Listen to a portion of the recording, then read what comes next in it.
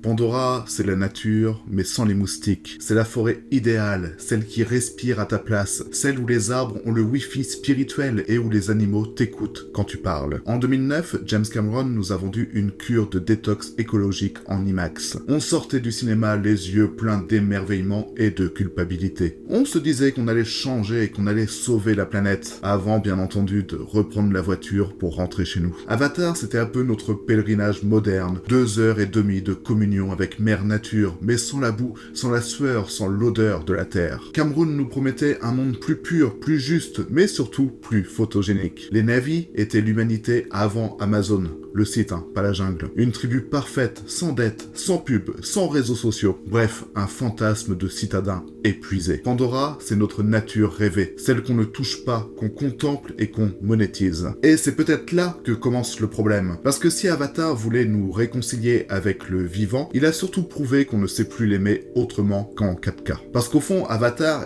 c'est pas juste un film de SF, c'est une messe. James Cameron ne réalise pas, il révèle. Il ne dirige pas des acteurs, il dirige une foi. Dans son église, les prêtres sont bleus, les arbres sont connectés et la rédemption passe par un câble USB dans la nuque. Pandora, c'est la bible de l'écologie hollywoodienne. Un monde parfait, régi par l'équilibre, l'harmonie et un dieu serveur central Eywa, qui fait office à la fois de divinité, de conscience collective et de cloud spirituel. Et Cameron, lui, se prend pour une sorte de Moïse, mais en motion capture. Il nous promet la terre promise, sauf que cette terre, cette fois, elle est entièrement en CGI. C'est ça, la mythologie Cameron. Une nature divinisée, mais pensée comme une technologie. Une religion sans mystère, calibrée au millimètre, où la communion passe par un casque 3D et une salle climatisée. Et si on y croit quand même, c'est peut-être parce que Cameron a compris quelque chose de fondamental, qu'au 21e siècle, le sacré ne se prie plus, il se stream. James Cameron croit à la nature comme d'autres croient aux machines. Et c'est ça tout le paradoxe. L'homme qui a filmé les androïdes, les sous-marins nucléaires et les aliens visqueux a fini par devenir le prophète des arbres qui parlent. Mais chez Cameron, même la nature a un protocole, une interface, une hiérarchie, une logique de réseau. Eywa, la grande déesse de Pandora, c'est un peu Google mais avec de la mousse dessus. Une conscience planétaire qui sauvegarde tout, les souvenirs, les âmes, les identités. Sauf qu'ici, le cloud est littéralement dans le ciel. Et c'est fascinant parce que Cameron ne filme pas la nature comme un refuge, il la filme comme un système. Tout s'y connecte, tout s'y régule, tout s'y répond, comme dans un logiciel parfait. Pandora, ce n'est pas une jungle, c'est un algorithme écologique. Ce que Cameron a créé, ce n'est pas un monde à aimer, c'est une formule à admirer. Une équation mystique où l'énergie circule, où les morts deviennent données et où la spiritualité sert surtout à justifier le câblage. Et dans cette mythologie-là, il n'y a pas de place pour le doute, ni pour le chaos. Tout est symétrique, équilibré, harmonieux, comme si la nature n'était belle que lorsqu'elle obéit. Cameron a remplacé le Dieu tout-puissant par un réseau tout-conscient. Une théologie technologique parfaite pour notre époque. On s'y connecte, on s'y confesse et on s'y sauvegarde. Et nous, spectateurs, on se branche dessus aussi. On plonge, on contemple, on y croit. Parce qu'au fond, Pandora, c'est pas un monde à explorer, c'est un monde à consommer spirituellement. Un parc d'attractions pour âmes fatiguées. Et Cameron, lui, nous vend des tickets d'entrée à 12€ la séance.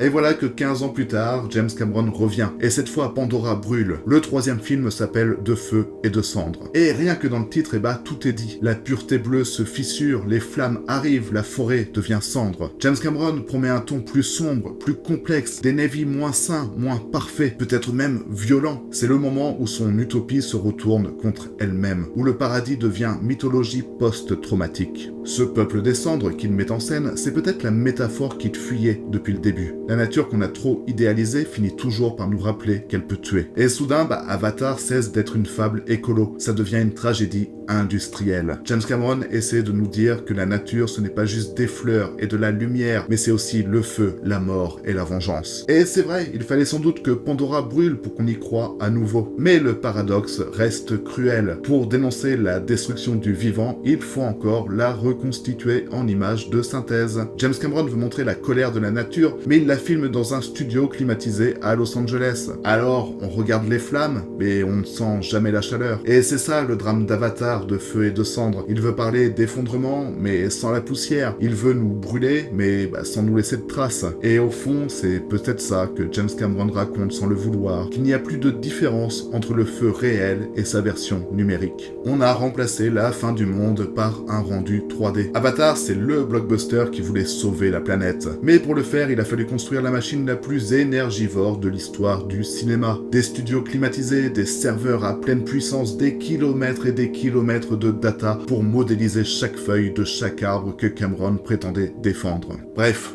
l'écologie version Hollywood. On nous parle de communion, mais on tourne sur fond vert. On nous parle de nature, mais on la rend calculable, compressible, exportable. Pandora, c'est une forêt où tout est recyclable, sauf les contradictions. Le film célèbre le vivant tout en prouvant qu'on n'en a plus vraiment besoin. Pourquoi s'embêter à aller dehors quand James Cameron peut te téléporter dans cet univers sans boue, sans désordre? Et c'est peut-être ça le génie involontaire d'Avatar. Il incarne parfaitement notre époque. Une époque qui rêve de nature, mais qui ne la supporte plus que sous cloche, qui parle d'écologie mais qui a du mal de se priver de toutes ces avancées technologiques. James Cameron veut donc nous reconnecter au monde, mais il le fait par fibre optique. Et le plus ironique, c'est qu'on applaudit. On sort de la salle en se sentant plus proche de la nature, alors que finalement, on vient de passer 3 heures enfermés dans le noir, à contempler un univers intégralement artificiel. Avatar, c'est certes la forêt la plus réaliste jamais créée, mais pourtant, pas une seule feuille n'y pousse vraiment. Ce n'est plus du cinéma engagé, c'est du cinéma de compensation. Une façon de se dire « Regarde comme c'est beau tout ce qu'on a déjà détruit ». Avatar voulait qu'on croire qu'un autre monde était possible, qu'on pouvait se reconnecter à la nature sans renoncer à la technologie, qu'on pouvait être à la fois spectateur et sauveur. Et pendant un temps,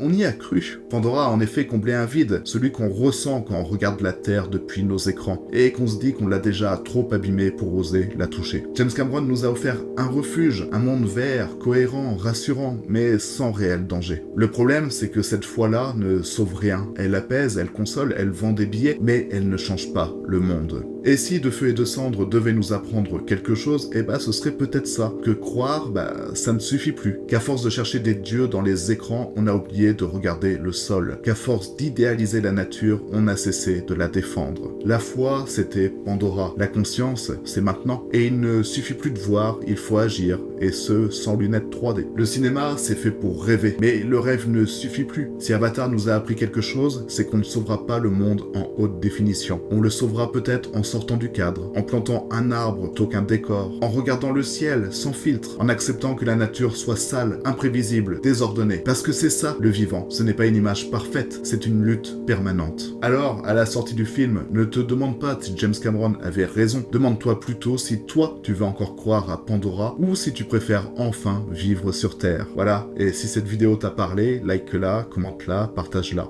Pas pour l'algorithme, mais pour qu'on soit un peu plus nombreux à rallumer la lumière quand le générique s'arrête. Allez, des bisous.